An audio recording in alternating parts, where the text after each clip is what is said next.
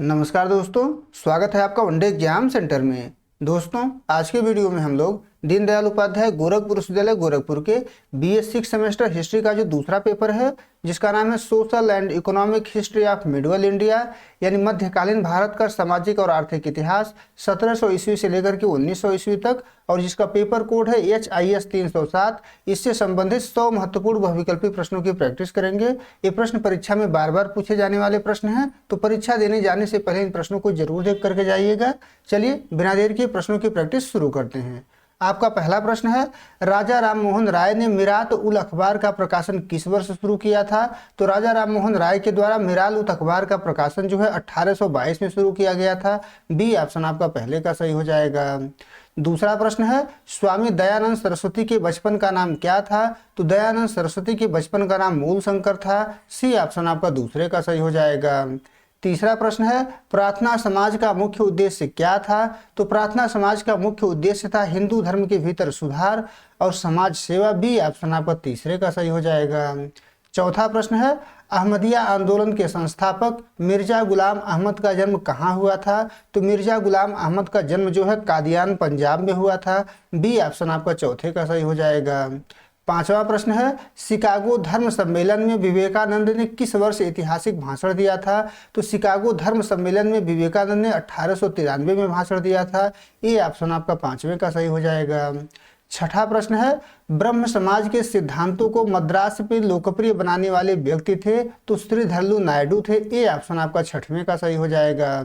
सातवां प्रश्न देख लेते हैं, सत्यशोधक समाज ने किस भाषा में अपने विचारों का प्रचार किया? तो सत्यशोधक समाज के द्वारा मराठी भाषा में अपने विचारों का प्रचार किया गया। बी ऑप्शन आपका सातवें का सही हो जाएगा।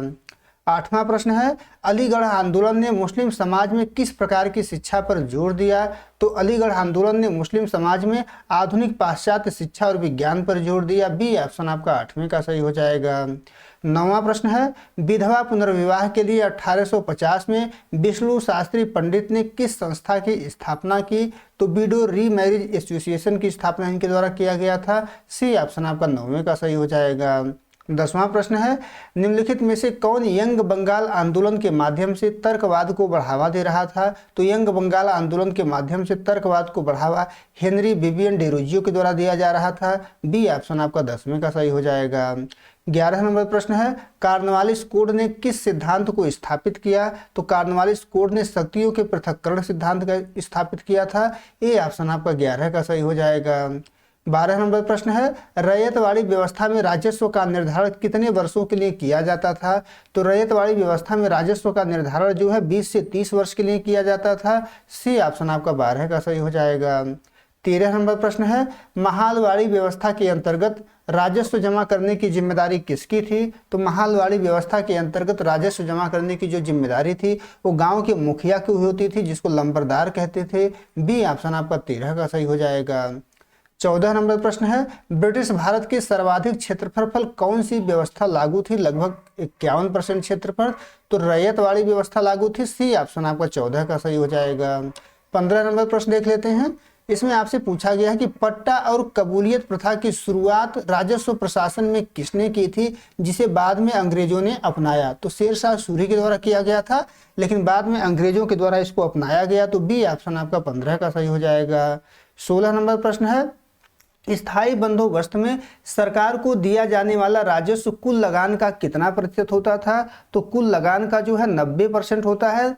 कुल लगान का 90% होता था, लगभग 10/11वां भाग। तो बी ऑप्शन आपका 16 का सही हो जाएगा। आगे बढ़ते हैं, 17 नंबर प्रश्न देख लेते हैं। महालवाड़ी प्रणाली में महाल का राजस्व किस आधार पर तय होता था? तो 17 का ए ऑप्शन हो जाएगा। गांव की अनुमानित आय के आधार पर तय होता था। ए ऑप्शन आपका 17 का सही हो जाएगा। 18 नंबर प्रश्न देख लेते हैं। रैयतवाड़ी व्यवस्था का सुझाव थॉमस मुनरो के साथ और किसने दिया था? तो रैयतवाड़ी व्यवस्था का जो सुझाव था वो थॉमस मुनरो के साथ जो है कैप्टन रीड के द्वारा दिया गया था। ए ऑप्शन आपका 18 का सही हो जाएगा। 19 नंबर प्रश्न है, भू राजस्व की दहसाला प्रणाली का विकसित रूप अंग्रेजों की किस व्यवस्था में झलकता है? तो दहसाला प्रणाली का विकसित रूप जो है रैयतवाड़ी व्यवस्था में झलकता है। बी ऑप्शन आपका 19 का सही हो जाएगा। 20 नंबर प्रश्न है सूर्यास्त कानून का उल्लंघन करने पर क्या सजा मिलती थी? तो सूर्यास्त कानून का उल्लंघन करने पर जमींदारी की नीलामी कर दी जाती थी। बी ऑप्शन आपका 20वें का सही हो जाएगा। 21 नंबर प्रश्न है बी औद्योगिकरण शब्द का आर्थिक अर्थ क्या है? तो बी औद्योगिकरण शब्द का आर्थिक अर्थ है पारंपरिक कुटीर उद्योगों का विनाश और लोगों का कृषि पर निर्भर होना। सी ऑप्शन आपका 21 का सही हो जाएगा। 22 नंबर प्रश्न है ब्रिटिश शासन के दौरान भारत में सूती वस्त्रों का निर्यात कम होने का मुख्य कारण था? क्या था आपसे पूछा गया है? तो कम होने का मुख्य कारण था ब्रिटिश सरकार द्वारा लगाए गए भारी सुरक्षात्मक शुल्क। बी ऑप्शन आपका 22 का सही हो जाएगा। 23 नंबर प्रश्न है कृषि के व्यवसायीकरण ने किस समस्या को जन्म दिया? तो कृषि के व्यवसायीकरण ने खाद्यान्न संकट और अकाल को जन्म दिया। ये ऑप्शन आपका 23 का सही हो जाएगा। 24 नंबर प्रश्न है बंगाल में नील दर्पण नाटक के माध्यम से किस वर्ग के दुख को दिखाया गया है? तो नील दर्पण नाटक के माध्यम से नील की खेती करने वाले किसानों के दुख को दिखाया गया है। बी ऑप्शन आपका 24 का सही हो जाएगा।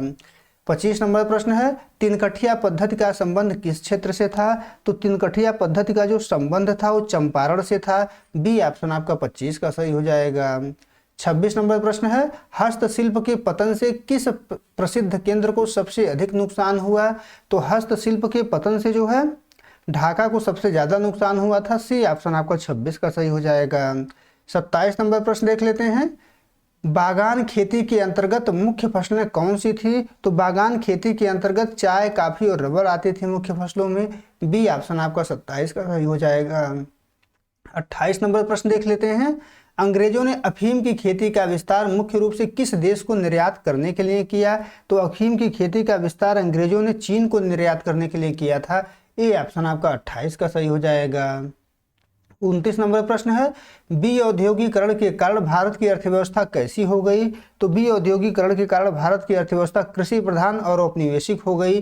बी ऑप्शन आपका 29 का सही हो जाएगा। 30 नंबर प्रश्न है निम्नलिखित में से कौन सी फसल नकदी की श्रेणी में आती है? नकदी की श्रेणी में कौन सी फसल आती है?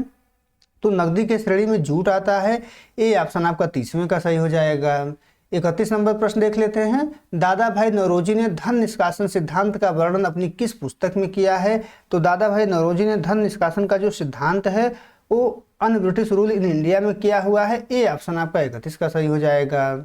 32 नंबर प्रश्न है धन का बहिर्गमन भारत के लिए एक नैतिक क्षति भी है, यह किसने कहा, किसके द्वारा कहा गया है? तो दादा भाई नौरोजी के द्वारा कहा गया है। बी ऑप्शन आपका 32 का सही हो जाएगा। 33 नंबर प्रश्न देख लेते हैं ईस्ट इंडिया एसोसिएशन में दिए गए भाषण का शीर्षक क्या था जिसमें ड्रेन थियरी का जिक्र था? तो 33 का बी ऑप्शन सही हो जाएगा। इंग्लैंड डेट टू इंडिया था। बी ऑप्शन आपका सही हो जाएगा। 34 नंबर प्रश्न है आरसी दत्त के अनुसार भारतीय राजस्व का कितना हिस्सा प्रतिवर्ष इंग्लैंड भेजा जाता था? तो आरसी दत्त के अनुसार भारतीय राजस्व का जो है 1/4 हिस्सा प्रतिवर्ष इंग्लैंड भेजा जाता था। सी ऑप्शन आपका 34 का सही हो जाएगा। 35 नंबर प्रश्न है ड्रेन थ्योरी ने भारतीय राष्ट्रीय कांग्रेस को क्या दिशा दी? तो ड्रेन थ्योरी ने आर्थिक राष्ट्रवाद को बढ़ावा दिया। बी ऑप्शन आपका 35 का सही हो जाएगा। 36 नंबर प्रश्न देख लेते हैं दादा भाई नौरोजी ने धन निष्कासन को अनिष्टों का अनिष्ट क्यों कहा? तो 36 का बी ऑप्शन सही हो जाएगा क्योंकि इससे भारत की पूंजी का मूल नष्ट हो रहा था। बी ऑप्शन आपका सही हो जाएगा। 37 नंबर प्रश्न है होम चार्जेज का भुगतान किस मुद्रा में किया जाता था? तो होम चार्जेज का भुगतान जो है पाउंड स्टर्लिंग में किया जाता था। ए ऑप्शन आपका 37 का सही हो जाएगा। 38 नंबर प्रश्न देख लेते हैं ड्रेन थ्योरी को कांग्रेस के किस सत्र में आधिकारिक रूप से अपनाया गया? तो ड्रेन थ्योरी को जो है 1896 में कलकत्ता में अपनाया गया था कांग्रेस के द्वारा। बी ऑप्शन आपका 38 का सही हो जाएगा। 39 नंबर प्रश्न है भारत का धन बाहर जा रहा है और वापस कभी नहीं आता, यह सरल व्याख्या किसने दी? तो यह सरल व्याख्या जो है दादा भाई नौरोजी के द्वारा दिया गया। सी ऑप्शन आपका 39 का सही हो जाएगा। 40 नंबर प्रश्न देख लेते हैं धन निष्कासन के कारण भारत में किस चीज की भारी कमी हो गई? तो धन निष्कासन के कारण भारत में पूंजी निर्माण की भारी कमी हो गई। बी ऑप्शन आपका 40 का सही हो जाएगा। 41 नंबर प्रश्न है भारत में रेलवे के विकास के लिए गारंटी प्रणाली कब शुरू की गई? तो रेलवे के विकास के लिए गारंटी प्रणाली जो है 1849 में शुरू किया गया। बी ऑप्शन आपका 41 का सही हो जाएगा। 42 नंबर प्रश्न है, रेलवे लाइनों के बिछाने का मुख्य सैन्य उद्देश्य क्या था? तो रेलवे लाइनों के बिछाने का मुख्य सैन्य उद्देश्य था विद्रोह की स्थिति में सेना को तेजी से भेजना। ए ऑप्शन आपका 42 का सही हो जाएगा। 43 नंबर प्रश्न है, रेलवे सुरक्षा के लिए एक महंगा मजाक है, यह कटाक्ष किसने किया था? तो यह कटाक्ष जो है बाल गंगाधर तिलक के द्वारा किया गया था। बी ऑप्शन आपका 43 का सही हो जाएगा। आगे बढ़ते हैं। 44 नंबर प्रश्न है, किस वायसराय के काल में सबसे अधिक रेलवे लाइनों का निर्माण हुआ? तो सबसे अधिक रेलवे लाइनों का निर्माण जो है लॉर्ड कर्जन के समय में हुआ था। सी ऑप्शन आपका 44 का सही हो जाएगा। 45 नंबर प्रश्न है, रेलवे ने भारतीय हस्तशिल्प को कैसे नुकसान पहुंचाया? तो 45 का बी ऑप्शन सही हो जाएगा। दूर दराज के गांव तक सस्ता विदेशी माल पहुंचा करके इसने भारतीय हस्तशिल्प को नुकसान पहुंचाया। तो बी ऑप्शन आपका सही हो जाएगा। 46 नंबर प्रश्न है, भारतीय रेल बजट को सामान्य बजट से अलग करने की सिफारिश किस समिति ने की थी? तो जिस समिति ने की थी उसका नाम एकवर्थ समिति था। ए ऑप्शन आपका 46 का सही हो जाएगा। 47 नंबर प्रश्न है, भारत में रेलवे का प्रथम प्रयोग कहाँ हुआ था? तो भारत में रेलवे का प्रथम प्रयोग जो है मद्रास में हुआ था। डी ऑप्शन आपका 47 का सही हो जाएगा। आगे बढ़ते हैं। 48 नंबर प्रश्न है, रेलवे के विकास से किस नए उद्योग को भारत में प्रोत्साहन मिला? तो रेलवे के विकास से जो है कोयला खनन और लोहे के उत्पादन दोनों को जो है प्रोत्साहन मिला था। तो सी ऑप्शन आपको सही हो जाएगा, ए और बी दोनों। आगे बढ़ते हैं। 49 नंबर प्रश्न है, रेलवे ने वह कर दिखाया जो भारतीय शासकों ने कभी नहीं किया, भारत का एकीकरण, यह किसका विचार है? किसके द्वारा यह विचार दिया गया है? तो एडविन अर्नाल्ड के द्वारा दिया गया है। बी ऑप्शन आपका 49 का सही हो जाएगा। 50 नंबर प्रश्न देख लेते हैं, रेलवे लाइनों के निर्माण के लिए अधिकांश ऋण कहाँ से लिया गया था? तो रेलवे लाइनों के निर्माण के लिए अधिकांश ऋण जो है ब्रिटिश पूंजीपतियों से लिया गया था। बी ऑप्शन आपका 50 का सही हो जाएगा। 51 नंबर प्रश्न देख लेते हैं, भारत का पहला बैंक बैंक ऑफ हिंदुस्तान किस शहर में स्थापित हुआ था? तो बैंक ऑफ हिंदुस्तान जो है कलकत्ता में स्थापित हुआ था। ए ऑप्शन आपका 51 का सही हो जाएगा। 52 नंबर प्रश्न है, प्रेसिडेंसी बैंकों का मुख्य कार्य क्या था? तो प्रेसिडेंसी बैंकों का मुख्य कार्य था सरकारी खजाने का प्रबंधन और व्यापारिक वित्त पोषण। बी ऑप्शन आपका 52 का सही हो जाएगा।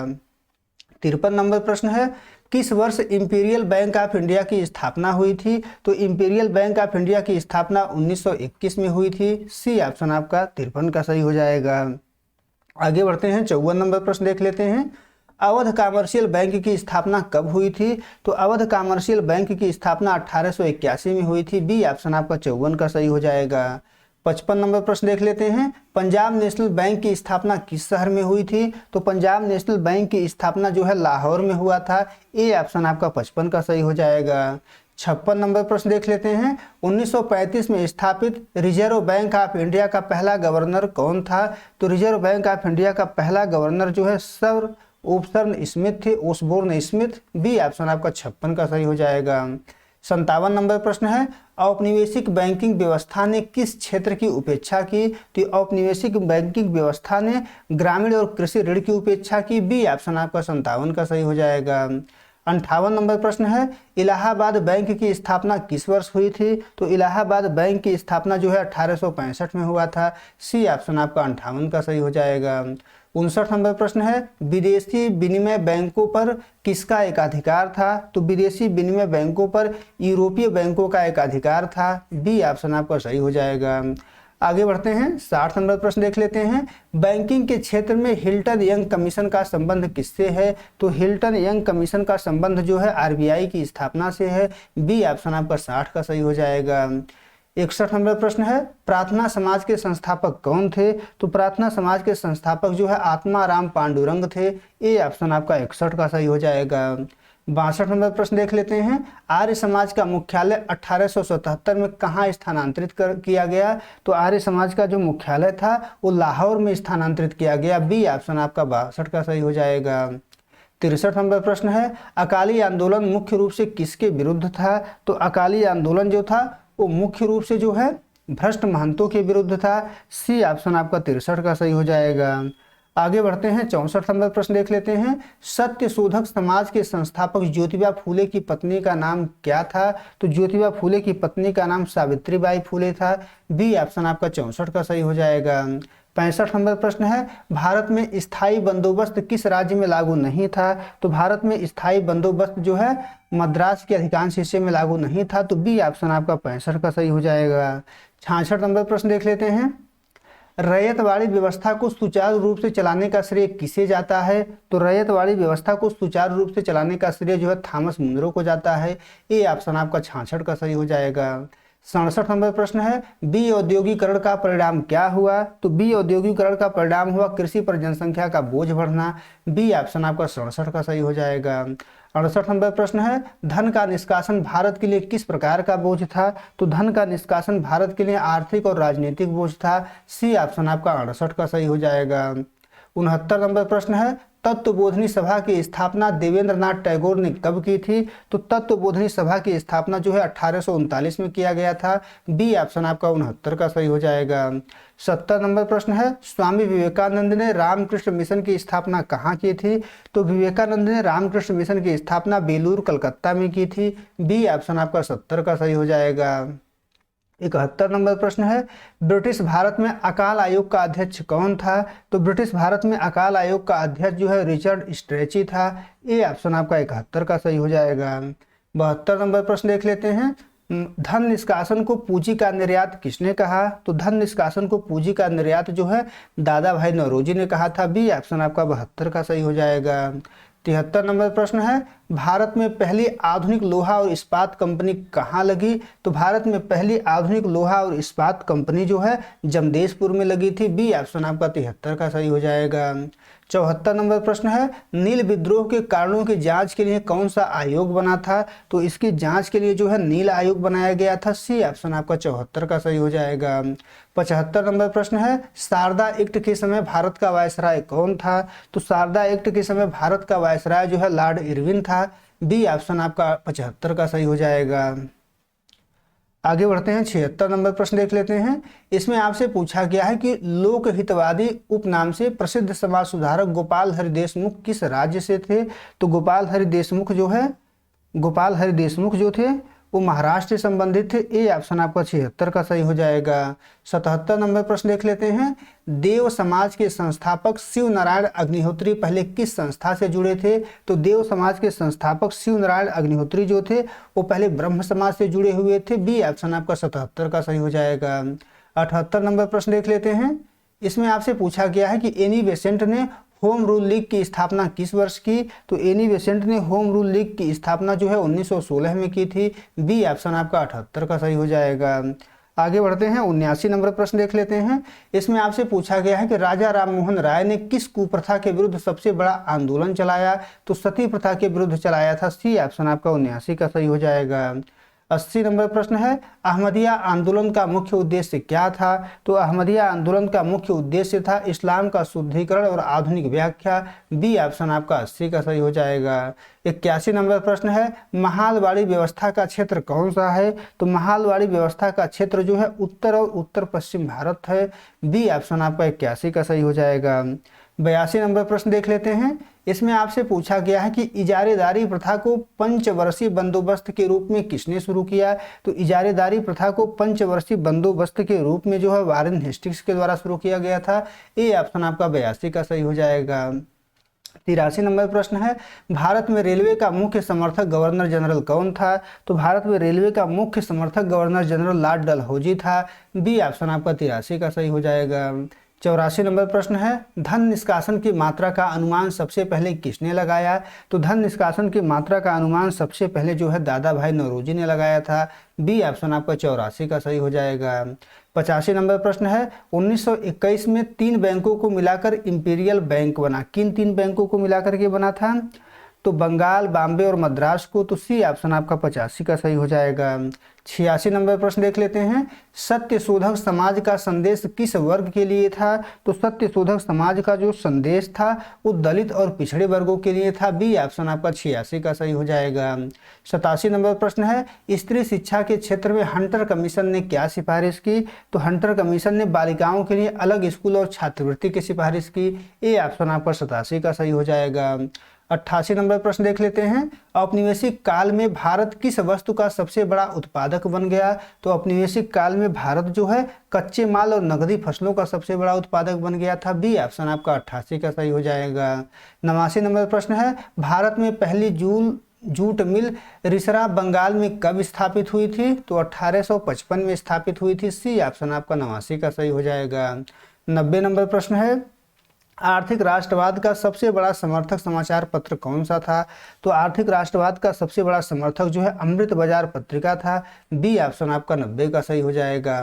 91 नंबर प्रश्न है, दादा भाई नौरोजी के अनुसार धन का निष्कासन भारत की गरीबी का मूल कारण था। यह विचार उन्होंने कहाँ व्यक्त किया? तो यह विचार जो है उनके द्वारा अपनी पुस्तक poverty and un British rule in India में व्यक्त किया गया। बी ऑप्शन आपका 91 का सही हो जाएगा। 92 नंबर प्रश्न है, स्थायी बंदोबस्त में जमींदार को भूमि का स्वामी मानकर उसे क्या अधिकार दिया गया? तो उसको जो है भूमि बेचने और गिरवी रखने का अधिकार दिया गया। ए ऑप्शन आपका 92 का सही हो जाएगा। 93 नंबर प्रश्न है, सत्यार्थ प्रकाश किस समाज का मुख्य धार्मिक ग्रंथ है? सो सत्यार्थ प्रकाश जो है आर्य समाज का ग्रंथ है। बी ऑप्शन आपका 93 का सही हो जाएगा। 94 नंबर प्रश्न है, Mohammedan Anglo oriental defence association की स्थापना किसने की? तो इस एसोसिएशन की स्थापना जो है सर सैयद अहमद खान के द्वारा किया गया था। सी ऑप्शन आपका 94 का सही हो जाएगा। 95 नंबर प्रश्न है, राजा राम मोहन राय ने ब्रह्म सभा बाद में ब्रह्म समाज की स्थापना किस शहर में की? तो ब्रह्म समाज की स्थापना इनके द्वारा जो है कलकत्ता में किया गया। बी ऑप्शन आपका 95 का सही हो जाएगा। 96 नंबर प्रश्न देख लेते हैं, विधवा पुनर्विवाह अधिनियम 1856 के समय गवर्नर जनरल कौन था? तो इस समय गवर्नर जनरल जो है लॉर्ड कैनिंग था। बी ऑप्शन आपका 96 का सही हो जाएगा। 97 नंबर प्रश्न है, आदि ब्रह्म समाज और भारतीय ब्रह्म समाज का विभाजन किस वर्ष हुआ? तो यह जो विभाजन था 1866 में हुआ था। ए ऑप्शन आपका 97 का सही हो जाएगा। 98 नंबर प्रश्न है, एनी बेसेंट ने सेंट्रल हिंदू कॉलेज की स्थापना कब की? तो एनी बेसेंट ने सेंट्रल हिंदू कॉलेज की स्थापना जो है 1898 में की थी। बी ऑप्शन आपका 98 का सही हो जाएगा।